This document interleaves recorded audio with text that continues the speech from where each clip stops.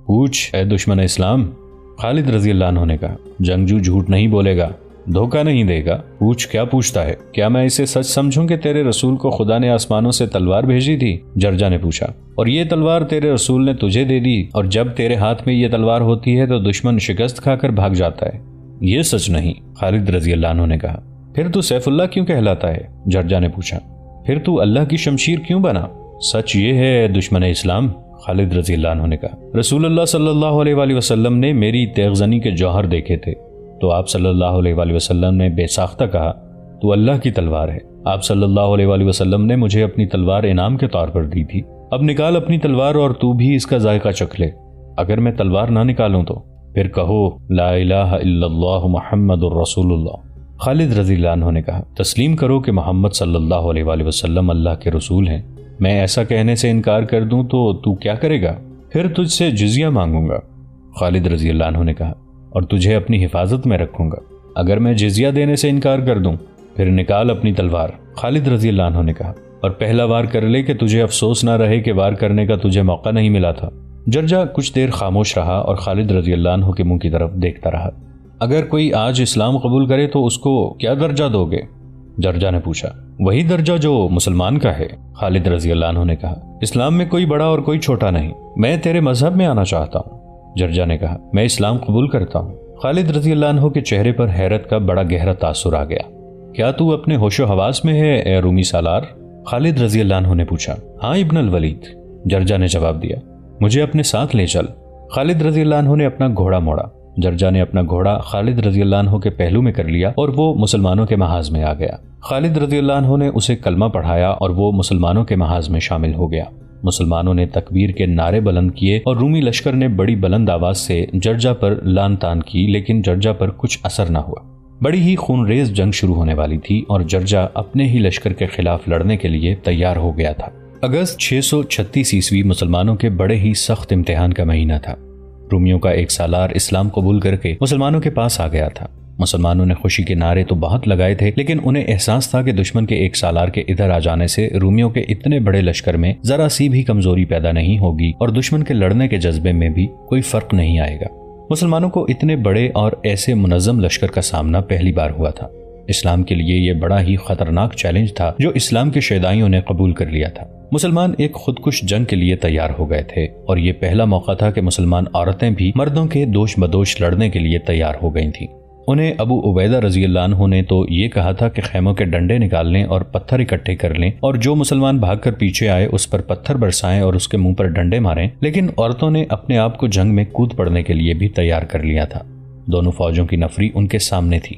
وہاں تو ہر مسلمان عورت میں اپنے مردوں جیسا جذبہ تھا، لیکن ان میں چند عورتیں غیر معمولی جذبے والی تھیں۔ ان میں ایک خاتون ہند اور دوسری خولہ بنت الازور خاص طور پر قابل ذکر ہیں۔ ہند کا ذکر پہلے آ چکا ہے، وہ ابو سفیان کی بیوی تھی۔ اسلام قبول کرنے سے پہلے جنگ احد میں انہوں نے اپنے قبیلے کا حوصلہ بڑھانے کے لیے میدان جنگ میں گیت گائے تھے۔ یہ گیت رزمیاں نہیں تھے اور یہ باقاعدہ جنگی ترانے بھی نہیں تھے۔ ان گیتوں میں اپنے آدمیوں کی مردانگی کو ابھارا گیا تھا اور کچھ اس قسم کے الفاظ تھے کہ تم ہار گئے تو تمہاری بیویاں تمہیں اپنے جسموں کو ہاتھ بھی نہیں لگانے دیں گی۔ ہند کا چچا اس لڑائی میں حمزہ رضی اللہ عنہ کے ہاتھوں مارا گیا تھا، تو ہند نے مشہور برچی باز وحشی کو حمزہ رضی اللہ عنہ کے قتل کے لیے کہا اور اسے انعام پیش کیا۔ وحشی کی پھینکی ہوئی برچی کبھی خطا نہیں گئی تھی۔ اس نے میدان جنگ میں حمزہ رضی اللہ عنہ کو ڈھونڈ نکالا اور تاک کر برچی ماری۔ برچی حمزہ رضی اللہ عنہ کے پیٹ میں اتر گئی اور وہ شہید ہو گئے۔ ہند دوڑی گئی اور وحشی سے کہا کہ حمزہ رضی اللہ عنہ کی لاش کا پیٹ چاک کرو۔ وحشی نے حکم کی تعمیل کی تو ہند نے حمزہ رضی اللہ عنہ کا کلیجہ نکال کر منہ میں ڈالا اور چبا کر پھینک دیا تھا۔ کچھ عرصے بعد ابو سفیان اور ہند نے اسلام قبول کر لیا اور اب اس عورت کا وہی جوش و خروش اور جذبہ اسلام کی سربلندی کی خاطر لڑے جانے والی جنگوں میں کام آ رہا تھا۔ ان کا بیٹا یزید بن ابو سفیان رضی اللہ عنہ اسلامی لشکر میں سالار تھا۔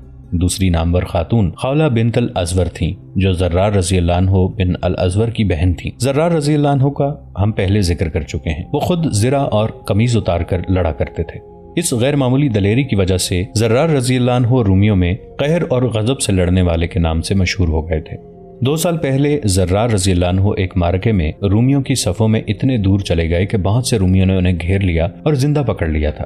زرار رضی اللہ عنہ رومیوں کے لیے بہت اہم شکار تھے۔ کوئی سوچ بھی نہیں سکتا تھا کہ رومی انہیں زندہ چھوڑ دیں گے، اور یہ بھی کوئی نہیں سوچ سکتا تھا کہ زرار رضی اللہ عنہ کی بہن خولہ انہیں چھڑا لائیں گی۔ ہم پہلے تفصیل سے بیان کر چکے ہیں کہ ایک معرکے میں خولہ رضی اللہ عنہ چہرے پر نقاب اور سر پر سبز امامہ رکھ کر رومیوں کی صفوں پر ٹوٹ پڑی تھیں۔ وہ خالد رضی اللہ عنہ کے قریب سے گزر کر آگے گئی تھیں۔ خالد رضی اللہ عنہ انہیں اپنا کوئی مجاہد سمجھتے رہے تھے۔ انہوں نے آخر انہیں اپنے پاس بلایا تو انہیں پتہ چلا کہ یہ کوئی آدمی نہیں بلکہ عورت ہے اور زرار رضی اللہ عنہ بن الازور کی بہن ہے۔ یہ اطلاع مل گئی کہ رومی زرار رضی اللہ عنہ کو پابجولہ کر کے فلاں طرف لے جا رہے ہیں۔ رومیوں کی تعداد خاصی زیادہ تھی۔ رافع بن عمیر رضی اللہ عنہ کو 100 سوار دے کر خالد رضی اللہ عنہ نے زرار رضی اللہ عنہ کو چھڑا لانے کو بھیجا تو خولہ بھی پیچھے پیچھے چلی گئی تھی۔ خالد رضی اللہ عنہ کو ان کے جانے کا علم نہیں تھا۔ جب وہ رافع بن عمیر رضی اللہ عنہ کے سواروں سے جا ملی تو رافع نے بھی انہیں روکا تھا، لیکن خولہ نہیں رکی تھی۔ انہوں نے اپنے بھائی کو آزاد کرانے کے لیے رومیوں پر حملہ کیا تو مردوں کو حیران کر دیا تھا۔ اس طرح جان کی بازی لگا کر زرار رضی اللہ عنہ کو رومیوں سے چھڑا لیا تھا اور اپنے ساتھ لے آئی تھی۔ ان کے وہ الفاظ جو انہوں نے زرار رضی اللہ عنہ کو گلے لگا کر کہے تھے تاریخ میں محفوظ ہیں۔ میرے عزیز بھائی، میرے دل کی تپش دیکھ کس طرح تیرے فراق میں جل رہا ہے۔ اب جبکہ رومی بلند و بالا پہاڑ کی مانند سامنے کھڑے تھے تو ہند اور خولہ دوسری تمام مسلمان عورتیں صرف بیویوں اور بہنوں کی حیثیت سے بیٹھی نہیں رہ سکتی تھیں، نہ وہ اپنے فرض کو دعاؤں تک محدود کر کے رکھ سکتی تھیں۔ ہند اور خولہ عورتوں کے کیمپ میں مردانہ چال چلتی گھوم پھر رہی تھیں۔ وہ عورتوں کو لڑائی کے لیے تیار کر رہی تھیں۔ انہوں نے یہاں تک فیصلہ کر لیا تھا کہ بچوں والی عورتیں بچوں کو پیچھے پھینک کر آگے چلی جائیں گی۔ رومی سالار جرجا نے خالد رضی اللہ عنہ کے ہاتھ پر اسلام قبول کیا اور اس کے ساتھ ہی انفرادی مقابلے پھر شروع ہو گئے۔ رومی اپنے سالار جرجا کی کمی کی خفت یوں مٹانے لگے کہ وہ اپنے چنے ہوئے سالاروں کو انفرادی مقابلوں کے لیے اتارتے جا رہے تھے۔ عموماً 3-4 مقابلے ہوا کرتے تھے، لیکن مقابلوں کو ختم ہی نہیں ہونے دے رہے تھے۔ ادھر سے کوئی سالار، نائب سالار یا کماندار سامنے آ کر رومیوں کو للکارتا تو رومی اپنے کسی نامی گرامی تیغزن یا پہلوان کو آگے کر دیتے تھے۔ تقریباً ہر مقابلے میں رومی مارا گیا یا بھاگ گیا۔ خلیفہ اول ابو بکر رضی اللہ عنہ کے بیٹے عبد الرحمن رضی اللہ عنہ مقابلے کے لیے سامنے آئے۔ میں ہوں رسول اللہ صلی اللہ علیہ وآلہ وسلم کے پہلے خلیفہ ابو بکر کا بیٹا۔ عبد الرحمن رضی اللہ عنہ نے دونوں فوجوں کے درمیان گھوڑا ایک چکر میں دوڑاتے ہوئے للکار کر کہا، رومیوں، میری حیثیت کا کوئی سالار آگے بھیجو۔ تاریخ میں اس رومی سالار کا نام نہیں ملتا جو ان کے مقابلے میں آیا۔ وہ جو کوئی بھی تھا بڑی جلدی کٹ گیا تھا۔ کیا اتنے بڑے لشکر میں میرے پائے کا کوئی سالار نہیں؟ عبد الرحمن رضی اللہ عنہ بن ابو بکر رضی اللہ عنہ نے رومیوں کا للکارا۔ رومیوں کی صفوں سے کالے رنگ کا ایک گھوڑا نکلا جس کا قد اونچا نہیں تھا۔ سر سے دم تک لمبائی عام گھوڑوں سے زیادہ تھی۔ اس کا چمکتا ہوا جسم گٹھا ہوا اور غیر معمولی طور پر موٹا تازہ تھا۔ گھوڑا دوڑتا تو زمین ہلتی محسوس ہوتی تھی۔ وہ اپنے سوار کے قابو میں تھا، لیکن اس کی چال اور مستی ایسی تھی جیسے اپنے سوار کے قابو میں نہ ہو۔ اس کا سوار گورے رنگ کا تھا اور اپنے گھوڑے کی طرح فربا جسم تھا۔ وہ پہلوان لگتا تھا۔ اے بدقسمت جوان، رومی سالار نے للکار کر کہا، کیا تو روم کے بیٹے ایلمور کی برچی کے سامنے کچھ دیر اپنے گھوڑے پر بیٹھا نظر آتا رہے گا؟ خدا کی قسم، عبد الرحمن رضی اللہ عنہ نے اپنے گھوڑے کو ایڑ لگا کر کہا، روم والے ابھی وہ برچی نہیں بنا سکے جو ابن ابی بکر کو گھوڑے سے گرا سکے۔ ایلمور کی برچی کالے گھوڑے کی رفتار سے عبد الرحمن رضی اللہ عنہ کی طرف آ رہی تھی۔ عبد الرحمن رضی اللہ عنہ کے ہاتھ میں تلوار تھی۔ گھوڑے ایک دوسرے کے قریب آئے تو ایلمور نے رکابوں میں کھڑے ہو کر عبد الرحمن رضی اللہ عنہ کو برچی ماری، لیکن عبد الرحمن رضی اللہ عنہ نے اپنے گھوڑے کو ذرا ایک طرف کر دیا اور خود پہلو کی طرف اتنا جھک گئے کہ رومی سالار کی برچی کا وار خالی گیا۔ عبد الرحمن رضی اللہ عنہ نے وہیں سے گھوڑا موڑا اور بڑی تیزی سے ایلمور کے پیچھے گئے۔ ایلمور ابھی گھوڑے کو موڑ رہا تھا۔ عبد الرحمن رضی اللہ عنہ کی تلوار اس کی اس کلائی پر پڑی جس ہاتھ میں اس نے برچی پکڑ رکھی تھی۔ ہاتھ صاف کٹ کر بازو سے الگ ہو گیا۔ برچی اس ہاتھ سمیت جس نے اسے پکڑ رکھا تھا زمین پر جا پڑی۔ یہ زخم معمولی نہیں تھا۔ ایلمور بلبلا اٹھا۔ عبد الرحمن رضی اللہ عنہ کا گھوڑا اس کے ارد گرد دوڑ رہا تھا۔ ایلمور نے کٹے ہوئے ہاتھ والا بازو اوپر اٹھایا۔ وہ اس ٹنڈ منڈ بازو سے ابل ابر کر بہتے خون کو دیکھ رہا تھا کہ عبد الرحمن رضی اللہ عنہ کی تلوار اس کی بغل میں گہری اتر گئی۔ ایلمور نے گھوڑے کو ایڑ لگائی اور رخ اپنی لشکر کی طرف کیا۔ وہ اپنے لشکر تک نہ پہنچ سکا، راستے میں ہی گر پڑا۔ اس کا کالا گھوڑا اپنے لشکر تک پہنچ گیا۔ عبد الرحمن رضی اللہ عنہ نے ایک بار پھر رومیوں کو للکارا، لیکن خالد رضی اللہ عنہ نے انہیں پیچھے بلا لیا۔ ضروری نہیں تھا کہ عبد الرحمن رضی اللہ عنہ ہر مقابلہ جیت جاتے۔ یکے بعد دیگرے 6-7 مسلمان سالار انفرادی مقابلوں کے لیے گئے اور ان کے مقابلے میں اترنے والے رومی مارے گئے یا شدید زخمی ہو کر بھاگ گئے۔ عبد الرحمن رضی اللہ عنہ ایک بار پھر بغیر کسی اجازت کے آگے چلے گئے اور رومیوں کو للکارا۔ ایک رومی سالار ان کے مقابلے میں آیا اور واپس نہ جا سکا۔ یہ تیسرا رومی سالار تھا جو عبد الرحمن رضی اللہ عنہ کے ہاتھوں مارا گیا تھا۔ اس طرح عبد الرحمن رضی اللہ عنہ نے 3 رومی سالاروں کو مار ڈالا۔ خالد رضی اللہ عنہ نے انہیں سختی سے کہا کہ وہ اب آگے نہ جائیں، اب کوئی آگے نہیں جائے گا۔ رومی سالار اعلیٰ مہان نے حکم دیا اور اپنے ساتھ کے سالاروں سے کہا، اگر یہ مقابلے جاری رہے تو ہمارے پاس کام کا کوئی ایک سالار بھی نہیں رہ جائے گا۔ کیا ہمیں اعتراف نہیں کر لینا چاہیے کہ ہمارے پاس کوئی ایسا سالار یا کوئی ایسا آدمی موجود نہیں جو دو بدو مقابلے میں مسلمانوں کو شکست دے سکے؟ اگر ہم اپنے سالاروں کو اسی طرح مرواتے چلے گئے تو اپنے لشکر پر اس کا بہت برا اثر پڑے گا۔ بہت برا اثر پڑ رہا ہے، ایک تجربہ کار سالار نے کہا۔ میدان میں دیکھیں، صرف ہمارے سالاروں اور کمانداروں کی لاشیں پڑی ہیں اور مسلمان ہمیں تانے دے رہے ہیں۔ ہم اتنا لشکر کیوں لائے ہیں؟ ان چند ہزار مسلمانوں کو ہم اپنے گھوڑوں کے قدموں تلے کچل دیں گے، ان کی لاشیں پہچانی نہیں جائیں گی۔ ہمیں پورے لشکر سے ایک ہی بار حملہ کر دینا چاہیے۔ قلب کے ایک سالار نے کہا۔ نہیں، مہان نے کہا، مسلمانوں سے اتنی بار شکست کھا کر بھی تم مسلمانوں کو نہیں سمجھے۔ مسلمانوں کی جتنی نفری کم ہوتی ہے یہ اتنے زیادہ خطرناک ہوتے ہیں۔ میں پہلا حملہ ذرا کم نفری سے کروں گا اور دیکھوں گا کہ یہ اپنے آپ کو بچانے کے لیے کیا طریقہ اختیار کرتے ہیں۔ آدھا دن گزر گیا، سورج سر پر آ گیا تھا، اگست کی گرمی اور حبس کا عروج شروع ہو چکا تھا۔ مہان نے اتنی ہی نفری حملے کے لیے آگے بڑھائی جتنی مسلمانوں کی تھی۔ یہ اس کے اپنے لشکر کی نفری کا چوتھا حصہ تھا، یعنی تقریباً 40,000۔ یہ تمام نفری پیادوں کی تھی۔ جب یہ نفری رومیوں کی دفوں کی تال پر آگے بڑھی تو لگتا تھا جیسے طوفانی سمندر کی موجیں پہلو بے پہلو بپھری ہوئی غراتی ہوئی اپنے ساتھ سب کچھ بہا لے جانے کو آ رہی ہوں۔ اسلام کے پاسبانوں، کسی مجاہد کی گرجدار للکار بلند ہوئی۔ آج کا دن تمہارے امتحان کا دن ہے، اللہ تمہیں دیکھ رہا ہے، اللہ ہمارے ساتھ ہے۔ مسلمانوں کی صفوں سے تکبیر کے نعرے گرجے۔ اگلی صف میں جو لمبی برچھیوں والے تھے اور جو تیر انداز تھے وہ تیار ہو گئے۔ ایک ایک تیر کمانوں میں چلا گیا، برچیاں تن گئیں۔ ہر مجاہد کی زبان پر اللہ کا نام تھا، بعض کسی نہ کسی آیت کا ورد کر رہے تھے۔ رومی پیادوں کا سیلاب قریب آیا تو اسلام کے نیزہ بازوں نے بڑھ بڑھ کر برچیوں کے وار شروع کر دیے۔ آگے والے رومی گرتے تھے تو پیچھے والے انہیں رونتے ہوئے آگے بڑھتے۔ نیزہ بازوں کا کام کچھ تو تیر اندازوں نے آسان کر دیا تھا۔ رومی ابھی برچیوں کی زد سے دور ہی تھے کہ ان پر تیر اندازوں نے تیروں کا می برسا دیا تھا۔ رومیوں نے تیروں کو ڈھالوں پر لینے کی کوشش کی تھی، پھر بھی کئی رومی تیروں کا شکار ہو گئے۔ اس سے رومیوں کی پیش قدمی کی رفتار سست ہو گئی۔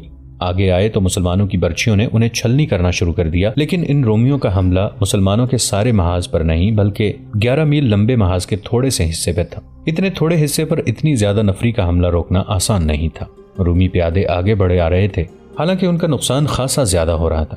مسلمان تیر انداز اور نیزہ بازوں نے جب دیکھا کہ رومی سر پر آ گئے ہیں تو انہوں نے تلواریں نکال لیں اور مارکے کی خونریزی میں اضافہ ہو گیا۔ ابو عبیدہ رضی اللہ عنہ اور خالد رضی اللہ عنہ نے اپنے دماغ حاضر اور حوصلے قائم رکھے۔ صورتحال ایسی ہو گئی تھی کہ محاذ کے جس حصے پر اتنا زوردار حملہ ہوا تھا اسے کمک سے مزید مضبوط کیا جاتا، لیکن خالد رضی اللہ عنہ اس سے بھی زیادہ خطرے مول لینے والے سالار تھے۔ انہوں نے محاذ کے کسی اور حصے کو کمزور کرنا مناسب نہ سمجھا۔ مجاہدین کو معلوم تھا کہ وہ کتنے کچھ ہیں اور ان کے پاس کیا ہے، انہی حالات میں لڑنا تھا۔ وہ دیکھ رہے تھے کہ جنگ فیصلہ کن ہوگی، چنانچہ انہوں نے کمک اور مدد کی امید دل سے نکال پھینکی تھی۔ مدد کے لیے وہ صرف اللہ کو پکارتے تھے۔ صاف نظر آ رہا تھا کہ رومی سالار احتیاط سے کام لے رہے ہیں۔ رومی سالار اعلیٰ مہان دیکھ رہا تھا کہ اس کے حملہ آور پیادے کٹ رہے ہیں اور وہ مقصد پورا ہوتا نظر نہیں آ رہا جس مقصد کے لیے اس نے حملہ کرایا تھا۔ پھر بھی اس نے اپنے حملہ آور پیادوں کو پیادہ یا سوار دستے کی کمک نہ دی۔ مورخ لکھتے ہیں کہ مہان کو یہ توقع تھی کہ مسلمان اس حملے کا مقابلہ کرنے کے لیے اپنے پورے محاذ کو درہم برہم کر دیں گے، لیکن اس کی یہ توقع پوری نہیں ہو رہی تھی۔ کمک نہ ملنے کا اور اپنے اتنے زیادہ نقصان کا اثر رومی حملہ آور پیادوں پر بہت برا ہوا۔ قریب ہی تھا کہ وہ خود ہی پیچھے ہٹ جاتے کہ ان کے سالار نے انہیں پیچھے ہٹا لیا۔ اس کی ایک وجہ یہ بھی تھی کہ سورج غروب ہو رہا تھا۔ وہ منظر جذباتی سا تھا جب مجاہدین جو اپنی جگہ سے آگے چلے گئے تھے واپس آئے۔ ان کی عورتیں ان کی طرف دوڑ پڑیں، وہ اپنے خامندوں کو پکار رہی تھیں۔ انہوں نے اپنے مردوں کو گلے لگا لیا اور جو زخمی تھے ان کی باقاعدہ مرہم پٹی کرنے سے پہلے اپنی اوڑنیاں پھاڑ پھاڑ کر ان کے زخم صاف کیے اور ان پر اوڑنیوں کی پٹیاں باندھ دی۔ عورتیں پانی کے مشکیزے اٹھائے میدان جنگ میں پھیل گئیں۔ وہ ان زخمیوں کو ڈھونڈتی پھرتی تھیں جو اپنے سہارے اٹھ کر چلنے کے قابل نہیں تھے۔ عورتوں کے انداز میں والہانہ پن اور دیوانگی سی تھی۔ وہ شدید زخمی ہونے والوں کو پانی پلاتی، ان کے زخموں پر اپنے کپڑے پھاڑ کر پٹیاں باندھتیں اور انہیں اٹھا کر اپنے سہارے پیچھے لا رہی تھیں۔ شام گہری ہو گئی تو میدان جنگ میں مشعلیں نظر آنے لگی۔ عورتوں کے ساتھ مجاہدین بھی اپنے شدید زخمی اور شہید ساتھیوں کو ڈھونڈ رہے تھے۔ ان کے حوصلے بلند تھے۔ انہوں نے بڑا ہی شدید حملہ بیکار کر دیا تھا۔ میدان جنگ میں رومیوں کی لاشیں دیکھ کر ان کے حوصلے اور جذبے کو مزید تقویت ملی۔ مسلمانوں کے مقابلے میں رومیوں کا نقصان بہت زیادہ تھا۔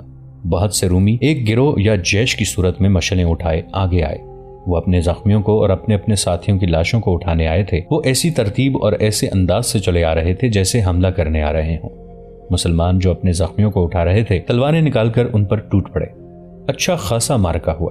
ہم اپنے زخمیوں کو اٹھانے آئے ہیں، رومیوں کی طرف سے آواز بلند ہوئی۔ تم زخمی ہو کر اپنے زخمیوں کو اٹھا سکو گے؟ مجاہدین کی طرف سے جواب خرچا۔ 2-3 جگہوں پر اسی طرح کی جھڑپیں ہوئیں اور رات گزرتی رہی۔ اسی وقت رومی سالار اعلیٰ ماہان نے سالاروں کو اپنے سامنے بٹھا رکھا تھا۔ اپنے آپ کو دھوکے میں نہ رکھو، وہ کہہ رہا تھا۔ ہم اپنے حملے میں بری طرح ناکام ہوئے ہیں۔ کیا کوئی بتا سکتا ہے کہ اس کی وجہ کیا ہے؟ میرا خیال ہے کہ ہمارے سپاہیوں نے اپنے اوپر مسلمانوں کا خوف طاری کر رکھا ہے، ایک سالار نے کہا۔ نہیں، ماہان نے کہا، ہماری صفوں میں اتحاد نہیں، مسلمان ایک ہیں۔ وہ بھی مختلف قبیلوں کے ہیں لیکن وہ سب اپنے آپ کو مسلمان سمجھتے ہیں۔ انہوں نے اپنے آپ کو اسلام کے رشتے کا پابند کر لیا ہے۔ اس عقیدے نے انہیں یکجان کر دیا ہے۔ ہم میں یہ اتحاد نہیں۔ کئی ایک علاقوں اور کئی ایک قبیلوں کے لوگ ہمارے ساتھ آ ملے ہیں لیکن ہمارے درمیان کوئی ایسا رشتہ نہیں جو ہم سب کو متحد کر سکے۔